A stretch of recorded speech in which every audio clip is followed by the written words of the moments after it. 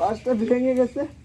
ওইখানে প্রত্যক্ষদর্শী আওয়াল কাকা ছিল, উনি আসতেছিল, উনি দেখছে খাল সংলগ্ন যে ফ্যাক্টরিটা, এখানে ওই যে ফ্যাক্টরিতে যে তারা মানে অপরিচিত পানি ছাড়ে, এই বিষয়ে একজন আমাকে জানাইছে। তো এটা জানার পর আমি ওইখানে একাই গেছি, একাই চলে আসছি। এখানে কারোর সাথে কোনো কথা হয় না, কারোর কোনো বাদ বিতণ্ডতা হয় নাই। আসার পথে এই যে সামনে একটা মোড়, মাতবরবাড়ি মোড় নামে বলে, এখানে আমির উদ্দিনের ছেলে নাম হচ্ছে রকিব হোসেন, সে এলাকার চিহ্নিত মাদক ব্যবসায়ী।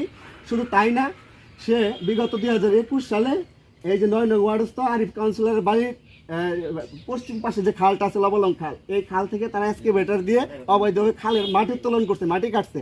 তো এইটা আমার বাড়ি যেহেতু এলাকায় পার্শ্ববর্তী, এই ঘটনাটা আমার কাছে আমি জানছি। জামাতরা না বলে আমাকে মোটা বাঁশ দিয়া সমানে পিটাইছে, আমাকে একটা কথা বলতে দেয় না, রাস্তার মধ্যে পিটিয়ে আমাকে আহত করছে।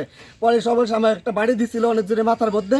পরে এটা আমি হাত দিয়ে ফিরে ফেলছি। পরে এই যে আমার এই যে আঙুলটা ফাইটে গেছে, আর এই যে হাতটা এই অবস্থা। তখন যে আমার ছোট ভাই ওখান থেকে আমাকে টাইনে এসেছিল, এখান থেকে নিয়ে আসছে কোনো গাড়ি না পাওয়াতে। যখন আমাকে টেনে এসেছিল ছোট ভাই লিখন আমাকে নিয়ে আসে, তখনও ও আমাকে আর 3-4টা লাথি দিয়ে ওইখানে ফেলে দিছে।